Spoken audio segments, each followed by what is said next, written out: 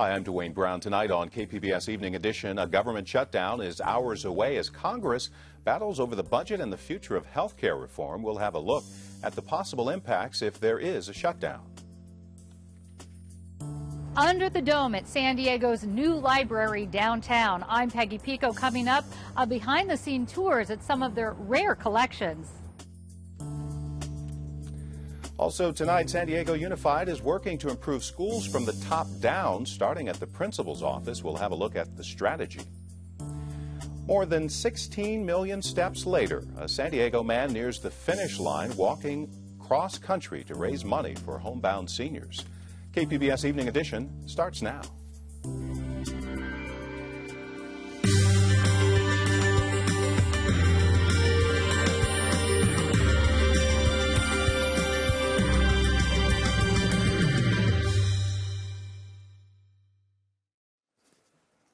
Hi, good evening. Thanks for joining us. The chances of a partial government shutdown grow with the passing of every minute.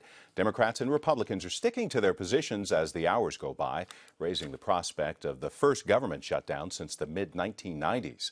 We have the latest from Jerry Bodlander of the Associated Press. On a sunny fall day, they went by the boatloads to see the Statue of Liberty, fearful it was their last chance before a shutdown. It's one of the major things that you see in New York, if not in America. At the Capitol, tourists urgently changed their schedules in hopes of getting inside.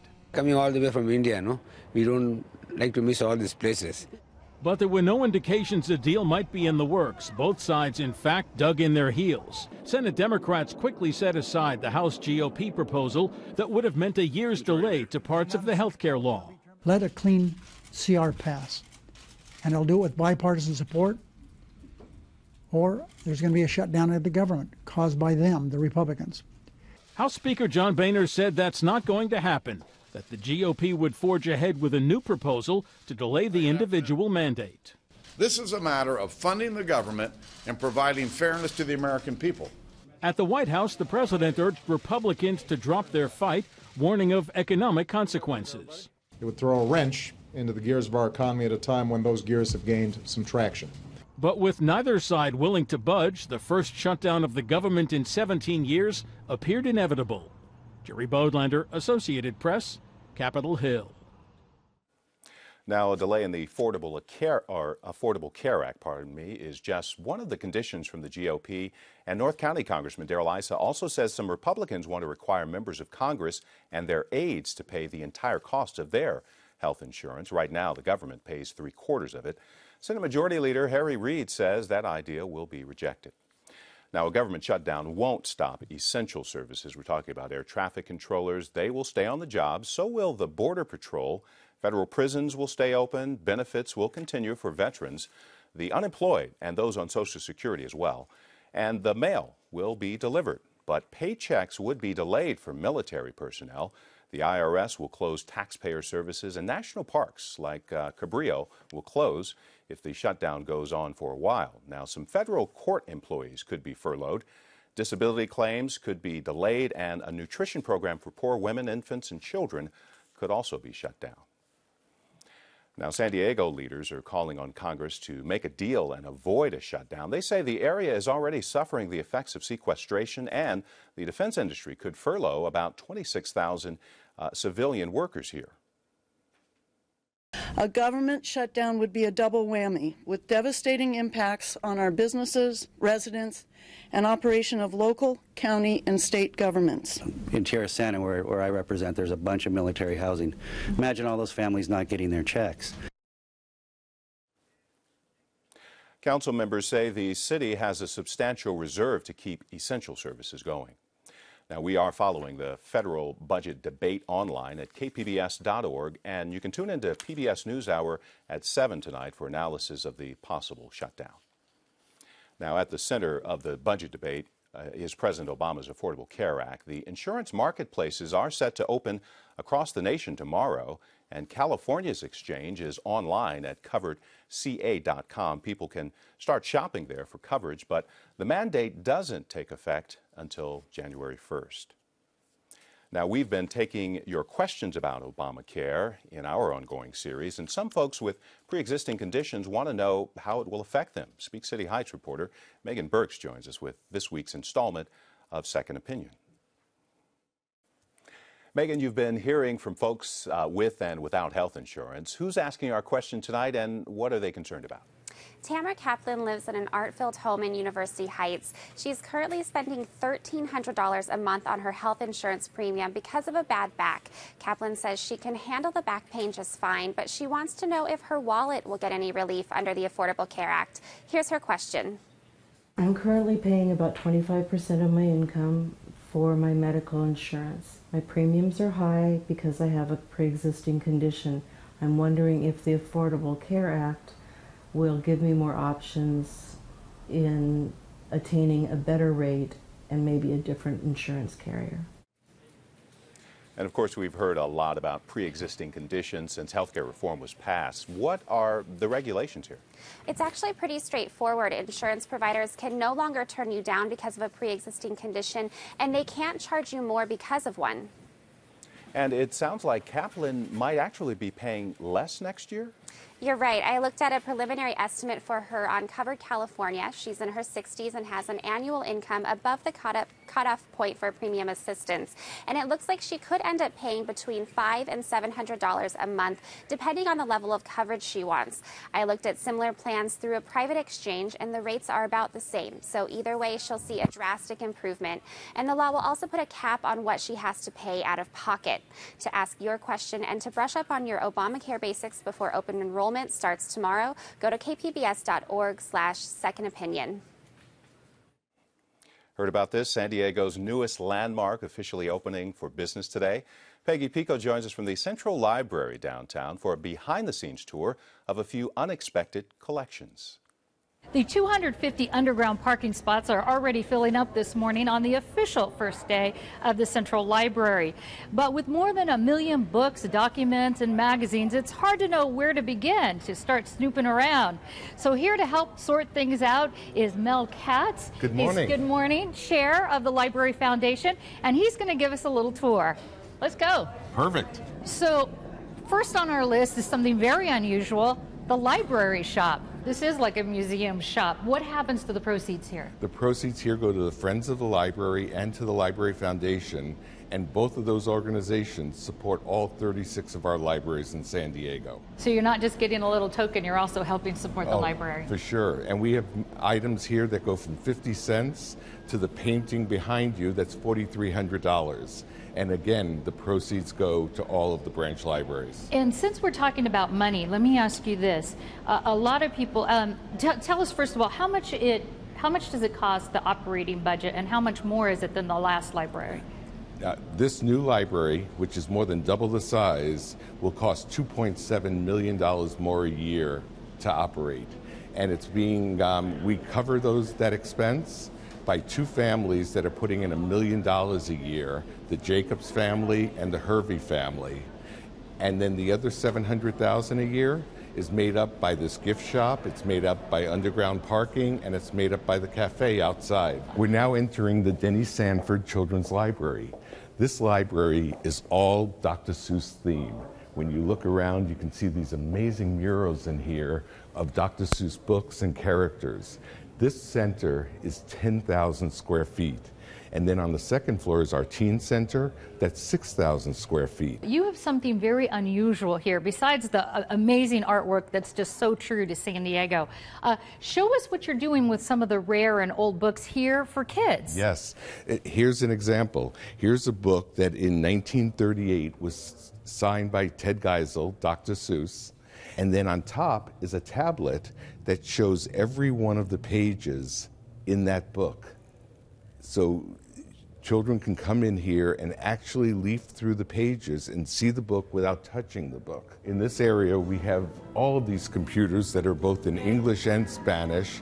And Rena, our children's librarian, is showing our Tap-It screen. Once the books are returned, right from the back of the building here on J Street, they go up on this Dr. Seuss-like contraption, which is a sorting machine, and this conveyor belt takes it into the sorting room where they're all separated and delivered back to the floors that these books came from. And then right over here is our baseball collection, which is the second largest collection outside of Cooperstown, New York. It's called the Saber Collection, which this is the Society of American Baseball Research. So you've got photos, you've got videos, it's a huge collection. It's a huge collection. It has statistics back to the 1900s, and it's all right here on the shelves. And of course, baseball is great, and we're real close to Petco Park, a block but away. There's all sorts of other resources available for sports fans too. Oh yeah, throughout the library we cover every sport, from lacrosse to soccer to football, even chess. Is that a sport? We have that throughout the library. Excellent. So in the rare books room, we have this book, which is our largest book, and we also have the largest collection of miniature books that are just around this size. In the rare books collection, we have over 9,000 items, some going back as far as 4,000 years. And in fact, I understand one of them is actually not even a book, it's a tablet, right? A Babylonian tablet? It is. So right by the rare books room is the Mark San Diego Heritage Collection. And included in that is this amazing book of San Diego, of all the city streets back. This dates back to 1921, and you can see all the layout. And if that's not far enough back for you, we can go back to 1887, and here's a layout, another book. Original book with the layout of San Diego. So Mel, we've made it to the top, right above the People's Penthouse, 9th floor. How many visitors are you expecting? Our old building, which was half the size, we were getting 10,000 people a week. We're expecting over 40,000 people a week in this new amazing building. With an amazing view. An amazing view that you can just see. We're here on the Phyllis Epstein Bayview Terrace right now, and we are so excited to today turn it over to the people.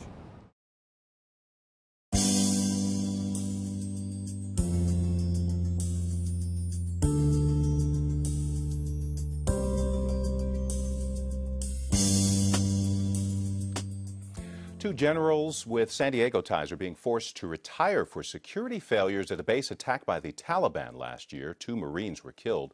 The investigation found Major General Charles Gurganis and Major General Greg Sturdivant failed to secure the base. Gurganis was formerly a commander at Camp Pendleton. Sturdivant served as commanding general of the 3rd Aircraft Wing based at Miramar.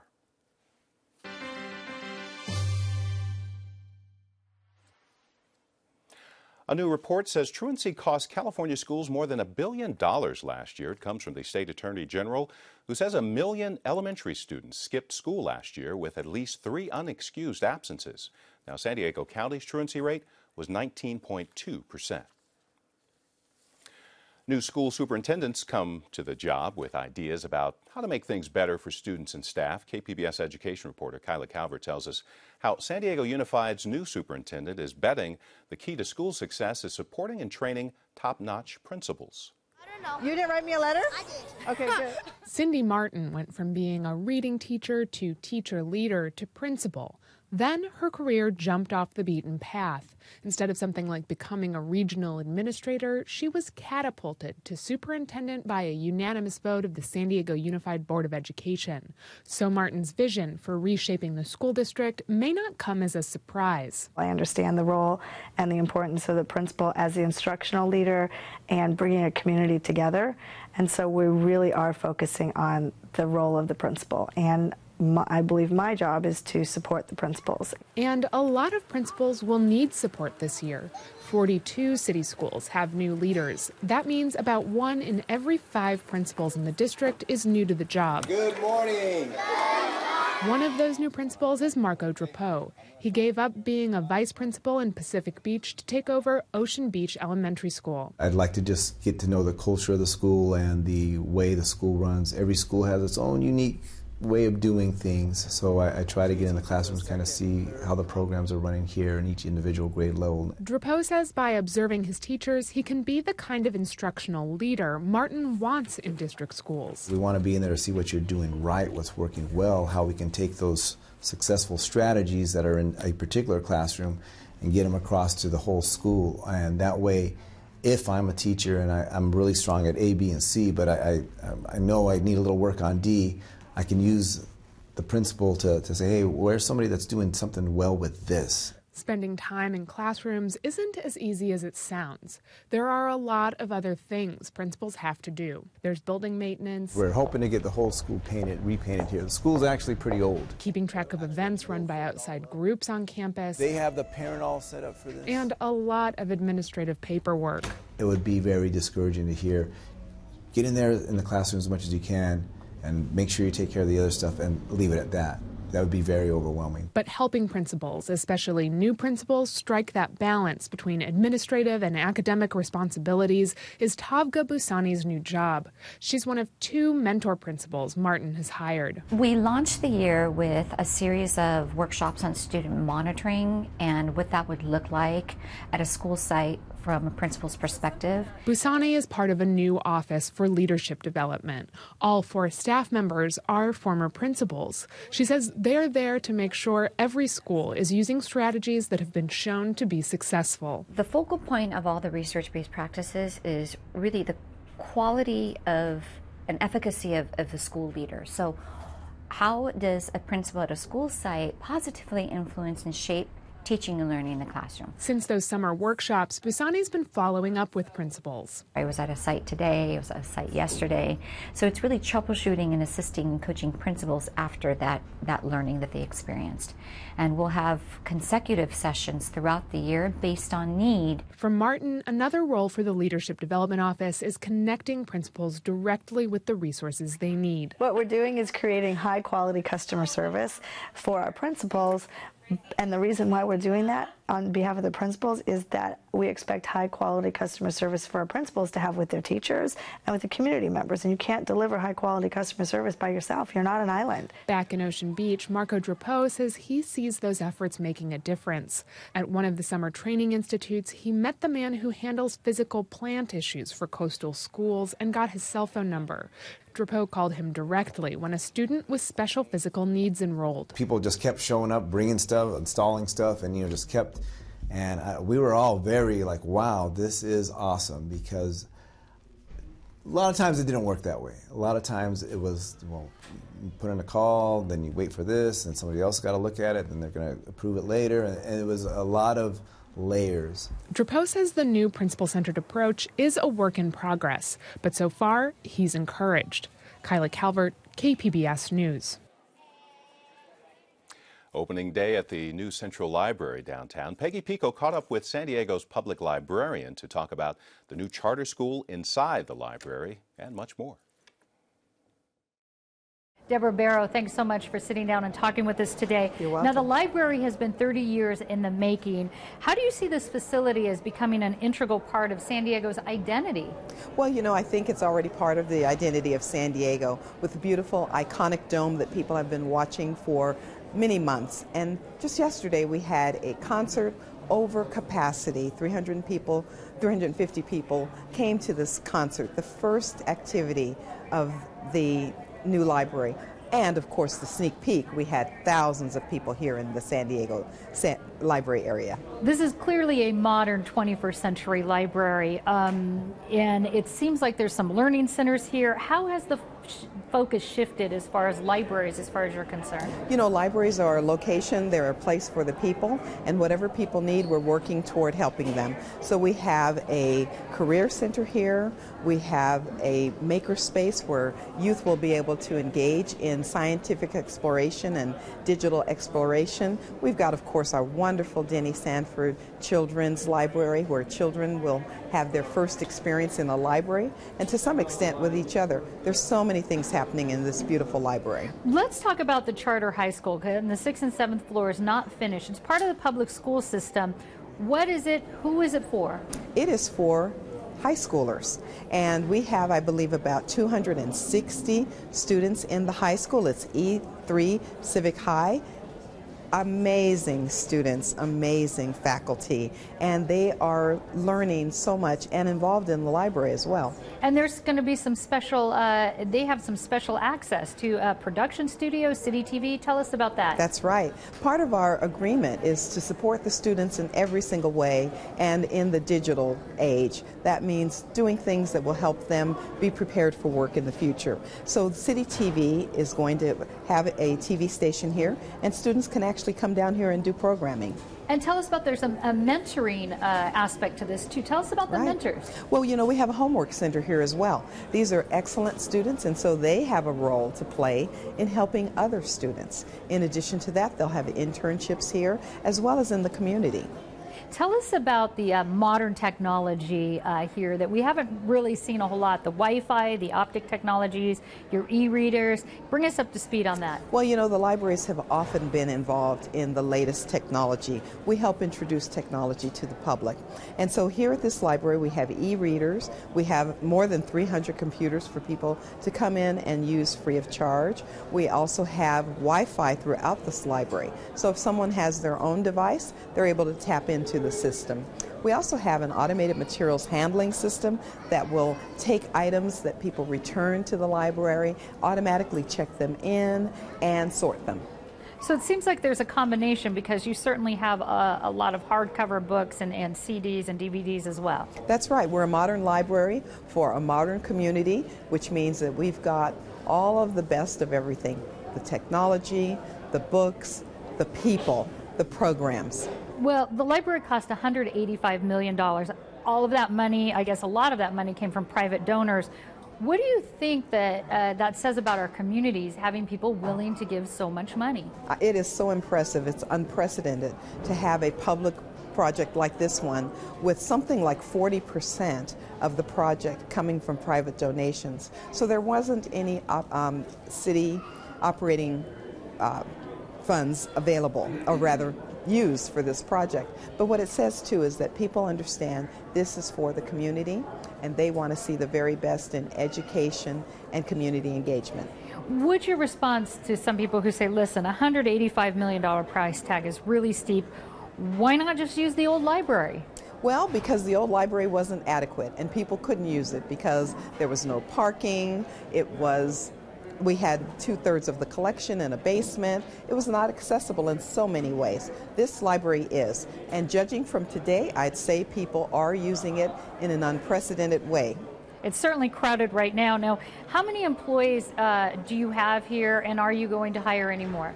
We have about 82 what we call FTE. That amounts to more people, of course, because some are part-timers. And this is pretty much the complement of staff that we'll have here. But what we are doing is working smarter by using the technologies that are available to us to augment our services. All right. City Librarian Deborah Barrows, thank you so much. You are welcome. Thank you so much. I'm Judy Woodruff. On the next news hour, we'll have the latest on a possible government shutdown as the clock ticks toward a new fiscal year. That's Monday on the PBS NewsHour. October is getting off to a nice start weather-wise. There is a dense fog advisory for the coast tonight and tomorrow morning. Otherwise, temperatures will be in the 70s for the inland valleys as well, with some clouds. Plenty of sunshine in the mountain areas for the next few days. Same for the desert. Temperatures there in the 70s, believe it or not. Well, he's been dreaming for years of walking across the country, and this Friday it all comes to an end, completing a cross-country walk to raise money for San Diego's Meals on Wheels, serving homebound seniors. Phil Sahuski left San Diego nearly 7 months ago, pushing his 3-wheel modified rolling cart loaded with equipment and supplies across the country. Covering 15 states and 3,200 miles, that's 16,896,000 steps, all to raise awareness about Meals on Wheels. And surprisingly, he's only gone through 3 pairs of shoes. This is what Sahuski had to say when we first caught up with him in early March. There are some seniors who are isolated in their homes, and not only a meal twice a day is a benefit to them, but also some companionship and people coming by and checking up on them. So my hat's off to those folks at Meals on Wheels. He's faced storms, heat, fatigue, and pain along the way, but never gave up, even accepting the Volunteer of the Year award from Meals on Wheels via video on the road. I'd also like to acknowledge the tens, if not hundreds of thousands of volunteers who every week are going out to deliver meals to our seniors and receiving nothing more than a smile and perhaps the satisfaction of knowing that they've helped someone in return. Meals on Wheels serves 2,300 seniors a day in San Diego County. They've set up a donation website for his walk, which comes to an end on Friday in York Harbor, Maine. 7 months and 3,200 miles later.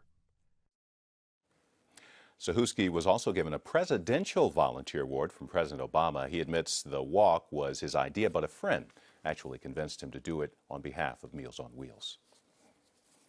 Recapping tonight's top stories, President Obama is calling on House Republicans to stop a midnight shutdown of the federal government. They say they'll pass the budget in exchange for a one-year delay in implementing the Affordable Care Act. The president says they're demanding a ransom in exchange for doing their job. Of course, you can find tonight's stories and download the KPBS app all on our website, kpbs.org/evening edition.